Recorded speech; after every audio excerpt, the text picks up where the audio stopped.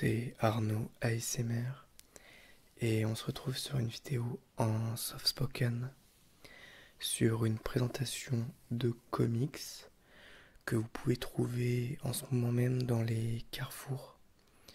Moi je suis tombé dessus en faisant mes courses. J'avais présenté l'année dernière, c'était la collection Marvel des années 2000, la Renaissance. Et là c'est le même principe, c'est-à-dire c'est le même format souple, couverture souple, mais quand même suffisamment rigide pour protéger, avec le même écusson en bas. Et ici on a des équipes ou des personnages de l'univers Marvel contre un de leurs principal ennemis. Donc ici on a le numéro 1. Donc je peux vous montrer, il y a une petite frise. Là on ne voit pas très bien, je vais faire le focus. S'il veut bien. Il ne veut pas. Bon, c'est pas grave. Donc numéro 1, Avengers versus Ultron. Et à l'intérieur en fait on a plusieurs soit extraits, soit saga complète, avec ici une introduction, les pires ennemis des Avengers. Je décale un tout petit peu pour que vous voyez mieux. Sur la gauche ici on a zoom sur la vision.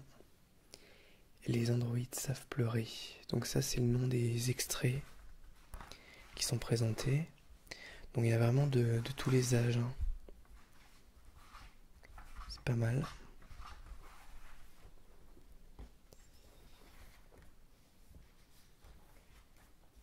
« 240 pages quand même pour 2,99 €, c'est un prix hallucinant. Alors il y a quelques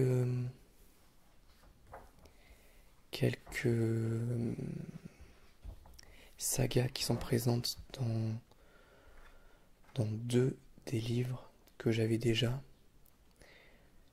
et notamment celui sur Venom que vous allez voir après, dont j'ai déjà carrément presque l'intégralité en fait. Mais je me dis que c'est pas grave parce que déjà il y a une frise en fait, donc s'il manque un numéro ça fait bizarre.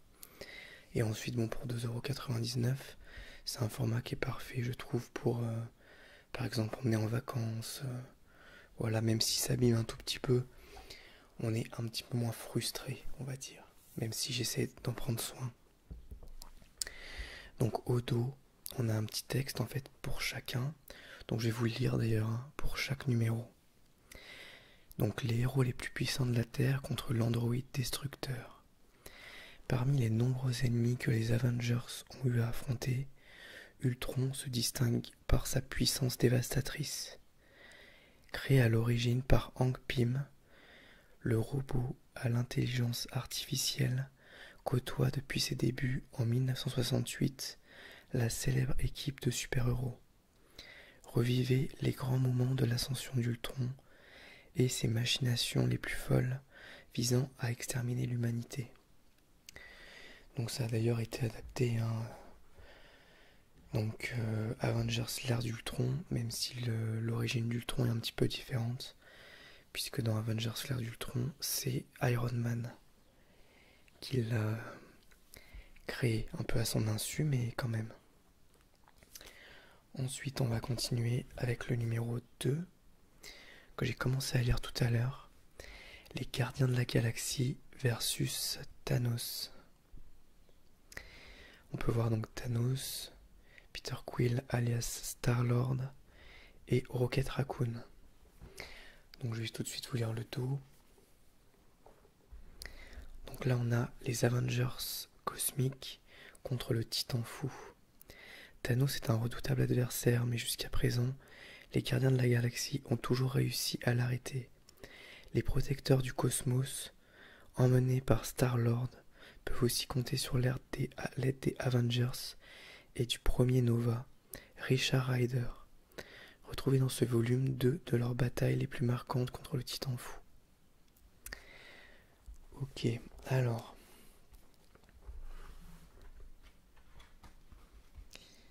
Donc, je vous ai pas montré, mais en fait, à chaque fois, il y a un petit texte qui introduit les gardiens de la galaxie et qui introduit le méchant.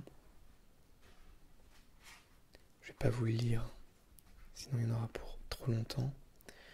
Sommaire, introduction, les gardiens de la galaxie versus Thanos, les pires ennemis de la galaxie. Donc là, on a en fait des conseils de lecture. Je ne sais pas trop expliquer tout à l'heure pour en avoir plus. Et puis sur d'autres ennemis,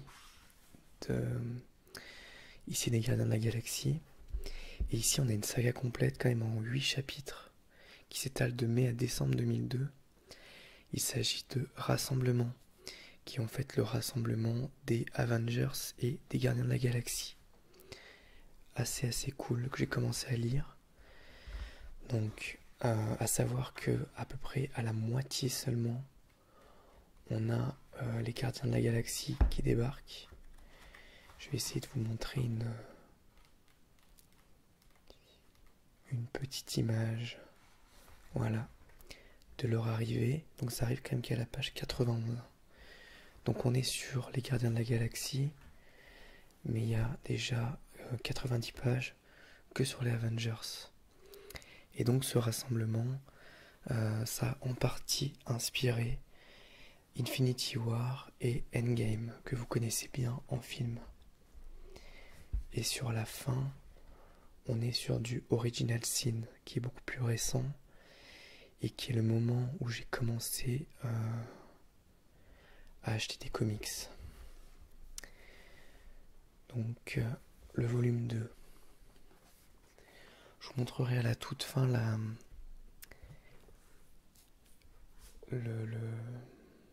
comment on appelle ça, la frise complète. Ensuite on a Deadpool versus Deadpool. Donc là il y a déjà une saga que j'ai, avec d'ailleurs exactement la même couverture, puisque en fait il y a eu une trilogie donc, qui s'appelle Deadpool Massacre. Donc il y a d'abord Deadpool Massacre, l'univers Marvel. Ensuite il y a Deadpool Massacre, les classiques. Et le dernier, c'est Deadpool Massacre Deadpool, que je possédais déjà. Mais il y a quand même des récits que je ne connais pas là-dedans. Donc pourquoi pas. Notamment Méchant Deadpool, qui fait quand même 100 pages. Le robot de la mort, thérapie de choc. Et Deadpool, la comédie musicale. Donc ça, je pense que c'est des extraits pour compléter. Je vais vous montrer quand même des dessins. Donc on va voir un petit dessin de Deadpool Massacre Deadpool. Voilà, très classe. Donc Deadpool, on est sur du beaucoup plus récent. Et ici, Méchant Deadpool. Donc je pense, alors en tout cas sur l'un c'est des univers parallèles. Je sais pas si c'est la même chose pour l'autre. Là on a Captain America qui tape Deadpool. Et je vais vous lire le texte derrière. Aussi dément soit-il, Wade Wilson est mu par une détermination sans faille. Il a décimé les héros de l'univers Marvel et les protagonistes de la littérature mondiale afin de les libérer du joug des auteurs qui signent leurs aventures. Il se prépare maintenant à relever un défi plus effrayant encore, et il aura besoin de tous les Deadpool qui existent pour y parvenir. Les plus célèbres super-héros des films, bon ça c'est la même chose, et ont y écrit le mercenaire à la langue bien pendue contre lui-même. Cela dit, c'est plutôt une bonne idée, parce que, bon, même si c'est pas le plus classique, parce que le plus connu c'est Massacre Marvel, mais il est vrai que le plus gros ennemi de Deadpool, c'est peut-être Deadpool lui-même, donc je trouve ça assez rigolo. Et donc vous voyez le prix de lancement, 2,99€, mais c'est seulement jusqu'au 31 août. Et dépêchez-vous, parce que quand il n'y en aura plus, il n'y en aura plus, quoi. Donc si vous faites vos courses, n'hésitez pas à vous en procurer si ça vous intéresse. Moi j'ai réussi à trouver les 10 Il y avait les 10 au même endroit. Mais je pense qu'à un moment, ils seront plus réapprovisionnés. Donc bon. Ensuite, on a X-Men versus Magneto. Avec encore une fois une très jolie couverture. Avec un X fait de barres de fer brisées. Magneto au milieu. Puis là, on a Colossus, Wolverine, Cyclope, etc., etc. Bon, je vais juste vous lire le synopsis entre guillemets. Les enfants de l'atome contre le maître du magnétisme. Le conflit qui oppose les X-Men à Magneto est légendaire. Avant d'être immortalisé dans les films consacrés aux enfants de l'atome, j'arrive pas bien à lire. Leur antagonisme a donné lieu à quelques-uns des plus célèbres comics Marvel. Parmi eux figurent les épisodes réalisés dans les années 60 par Stan Lee et Jack Kirby, les créateurs des X-Men, ou encore ceux du scénariste Chris Claremont et d'artistes tels que Jim Lee lors des décennies suivantes. Alors on va feuilleter. Donc là, je pense qu'il y a beaucoup d'extraits. Je suis pas sûr qu'il y ait des versions complètes au vu de la taille des récits. Encore que. Donc on a la confrérie des mauvais mutants, Moi Magneto, Rubicon et la Terre s'embrasa, Retombé, il était une fois deux mutants, la croisade de Magneto prologue et le complexe du sauveur. Donc là je pense que ouais, c'est vraiment des différentes périodes pour vraiment montrer la rivalité. Donc là on est sur années 60, soit 80, la 90, je dirais la 90. Et la année 2000. Allez, on continue. On est à la moitié, le cinquième. Donc avec Spider-Man contre Mysterio. Donc c'était compliqué de choisir un ennemi de Spider-Man. Bon, souvent on choisit Venom. Sauf que là, Venom, il est représenté dans un comics. Donc là, ils ont choisi Mysterio, sans doute parce que Far From Home est le film le plus récent et qu'il a très très bien marché. C'est un très bon ennemi, hein, cela dit, de Spider-Man. Avec une très jolie couverture. Donc à l'intérieur, pareil, je pense qu'on a beaucoup d'extraits. Avec un péril nommé Mysterio. Mysterio ne se sent plus, une araignée de moins. Son nom semble être Mysterio, le bluff du mort. Les mystères de New York et Mysterioso. C'est assez logique parce qu'il y a beaucoup de regroupements de... Comme vous le voyez, voilà. De vieux comics.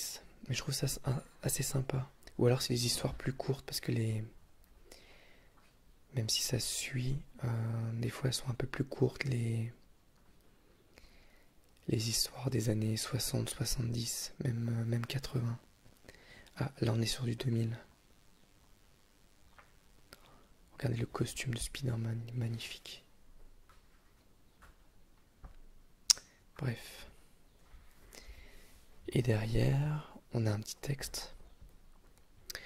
L'arachnide contre le maître de l'illusion. Spider-Man et Mysterio se sont opposés à de multiples reprises au fil des décennies. Le jeune étudiant, mordu par une araignée radioactive, a souvent combattu cet ennemi singulier, capable de tordre la réalité à sa guise et de fabriquer des images étonnamment réalistes. Mais comment repousser un danger irréel? Allez, on continue. Alors là, c'était une évidence. Wolverine contre Dents de Sabre.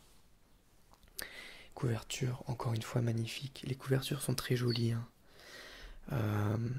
Effectivement, elles sont moins colorées que l'année dernière, mais je trouve qu'elles sont plus uniformes au niveau du dessin, au niveau le fond bleu, la police d'écriture toujours rouge. Il y a vraiment une uniformité qui est agréable, donc j'aime bien aussi.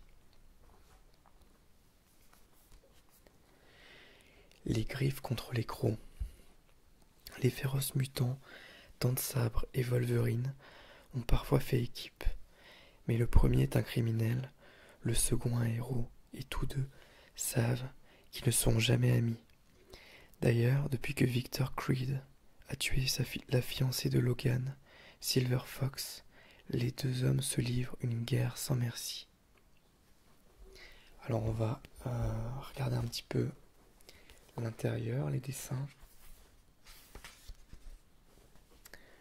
Donc là, je pense qu'on a une saga complète parce qu'on a quand même 130 pages avec évolution.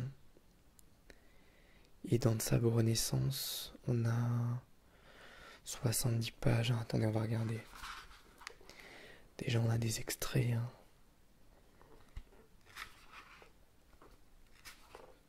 Donc, évolution avec un dessin magnifique. Ouais, 50 à 55, donc je pense que c'est complet. Ça, c'est très très bien. Avoir des récits comme ça, entiers, pour seulement 2,99€, c'est génial. C'est vraiment génial. Regardez-moi ces dessins, c'est magnifique. Trop beau, quoi. Oh, c'est beau. Ah, j'ai hâte de le lire. En plus, Wolverine, c'est mon personnage préféré de l'univers Marvel, donc ça va être génial. Et attendez, je vais regarder la suite. Renaissance. Donc Renaissance 310 à 313. Est-ce qu'il y a un petit fin derrière? On va voir. Et ouais. Bon, un petit spoil, mais bon, c'est pas grave. Fin. Génial, donc on a 2 sagas complètes. Un petit extrait de En chasse, qui je pense doit être peut-être une des premières apparitions, voire la première apparition de Dents de Sabre. Je pense que c'est pour ça qu'ils l'ont mis. Donc vraiment très très très sympa. C'est celui que j'ai le plus envie de lire maintenant parce que les dessins ont l'air magnifiques. Ça a l'air super intéressant. Et je vous ai pas montré aussi, à la fin, il y a des couvertures. Voilà, donc je vous les montre quand même. Sublime. Je pense que c'est tout simplement les couvertures des comics sans les polices d'écriture. Oh, j'adore. Et à la toute fin, ici, on a un mot sur les créateurs. Ok. Donc il nous en reste 4. Je vais essayer de faire un peu plus vite. On a Venom contre Spider-Man. Donc celui-ci, je vais vous montrer. Mais en fait, j'avais déjà presque tout.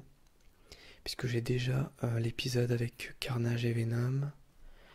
J'ai déjà les épisodes sur les origines de Venom. Et le début de la confrontation avec Eddie Brock. Dans une compilation Hachette. Mais c'est pas grave. Parce que je n'ai pas la fin. Là, la fin, je l'ai pas. Et puis, bon, bah, c'est la collection, donc tant pis. Alors, le symbiote alien contre le héros de quartier. Donc là, c'est marrant parce que du coup, ils ont mis un antagoniste comme héros. Alors que c'est plutôt un anti-héros, mais un ennemi, quoi. Pourquoi pas? Enfin, au moins anti-héros, parce que bon, dans une des histoires, il se bat contre Carnage avec Spider-Man. Un fil très subtil relie l'existence de Venom, le monstrueux symbiote alien, à celle de Peter Parker, alias Spider-Man, Tout a commencé avec un étrange costume noir. Dès lors, la créature d'un autre monde et ses différents hôtes n'ont cessé de harceler le héros, et leur confrontation spectaculaire continue de passionner des millions de lecteurs. Ok, on continue. Le 8e, Thor versus Loki. Jolie couverture aussi. Hein. Donc là, je crois qu'on est sur du comics quand même plus récent. Année 2000. Et aussi du comics plus ancien. On a les deux. On a les deux, ouais. Voilà, je feuillette un peu pour que vous puissiez voir. Très sympa. Attendez, on va regarder s'il y en a une histoire complète. Peut-être pas. Ah si, peut-être page 125. Par 125, Thor, Loki, en 4 chapitres. Et attendez, je vais regarder à la fin. Est-ce qu'il y a un petit logo? Ah, il y a un petit logo fin, regardez. Donc on a bien une saga complète. Alors je vais vous montrer les couvertures. Pas mal de classe hein, sur les anciennes couvertures. Et ici les nouvelles, malheureusement, comme ils n'avaient plus de place, elles sont toutes petites. Très très très sympa. Ensuite on a Captain America contre Crâne Rouge. Donc là j'ai lu sur internet qu'il y avait un inédit, il y avait quelque chose qui n'était jamais sorti en France dedans. Mais je ne sais pas ce que c'est, donc je peux pas vous le dire. Donc là on a Crâne Rouge frappe, l'incroyable origine de Crâne Rouge. Donc en fait on a plein de petits chapitres. Et ensuite on a Tempête et Passion, les mémoires de Crâne Rouge. Et Cap Bois Rouge en 71. Donc là on est vraiment sur les origines du personnage. Avec un vieux comics Captain America.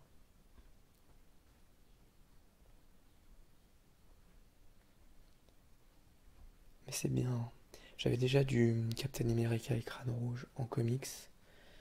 Mais c'était plus récent. Voilà, donc là on est déjà dans les années 90 ou 2000. Je dirais peut-être plus fin 90. Au vu du dessin. Très sympa. Je peux voir le Punisher, attendez. Est-ce que ça c'est... Non. Non, peut-être pas. C'est juste des soldats. Ouais. Une double page sympa.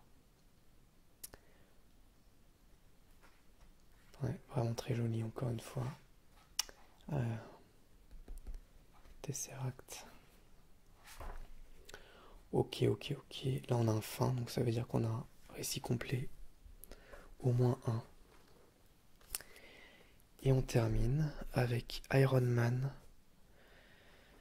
contre Whiplash. Alors là j'aurais peut-être choisi le mandarin, qui est peut-être un peu plus... Enfin, je sais pas. Après Whiplash il est très connu avec Iron Man 2. D'ailleurs là c'est un comic qui est inspiré il me semble du film. Mais qu'importe.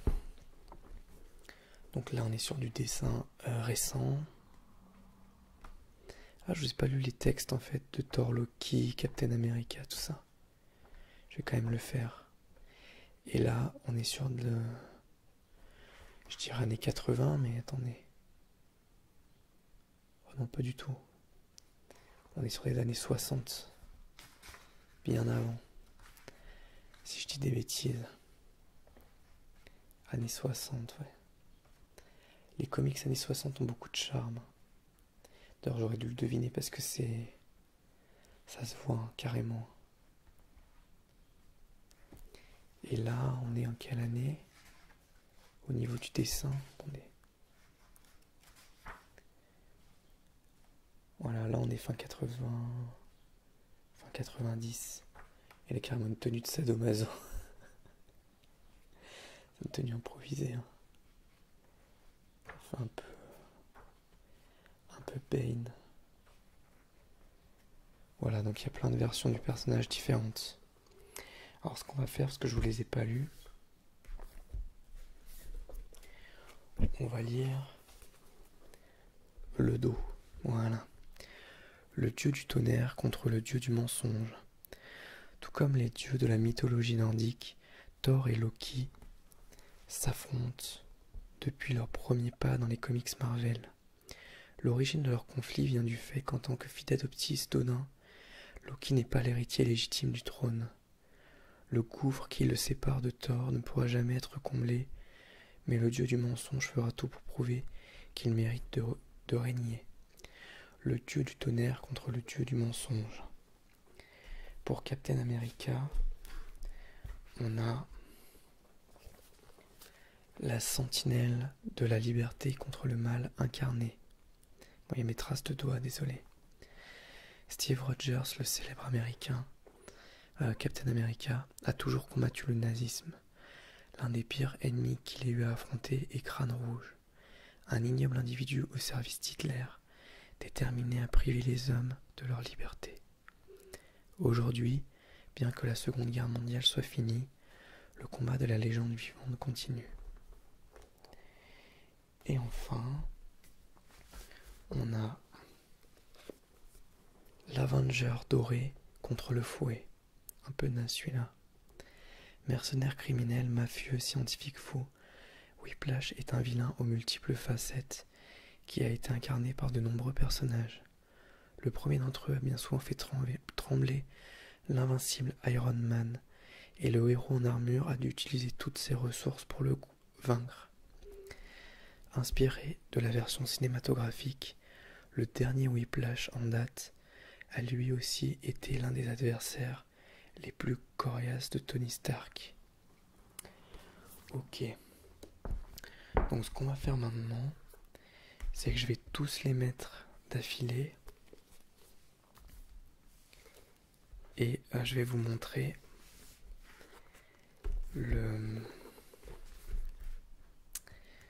la frise. Parce que c'est sympa, toujours sympa avoir 2400 pages de comics avec une frise pour 29,90 €. C'est juste hallucinant.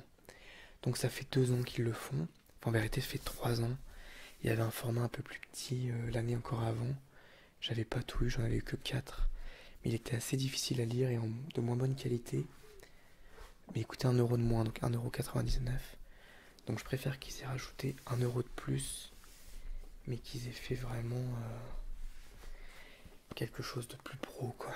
Alors, attendez, je vais essayer de faire doucement. Donc voilà pour la frise, je sais pas si vous voyez bien. C'est un petit peu compliqué. Mais assez classe, hein. Très très classe. Donc voilà pour cette vidéo de présentation de comics. Donc la collection Les Grandes Batailles Carrefour, que vous pouvez trouver à 2,99 € jusqu'à fin août. Si vous êtes vraiment très intéressé, et surtout si vous les voulez tous, ou que vous en voulez quelques-uns vraiment précis, je vous conseille d'y aller assez vite parce que ça va partir assez vite. Ça fait depuis avril que c'est là, mais avec le confinement, il n'y a pas eu de promo là-dessus, j'ai rien vu sur internet. Donc voilà, et puis j'espère que ça vous aura plu. Et je vous dis à bientôt pour une nouvelle vidéo ASMR. Au revoir, merci à tous.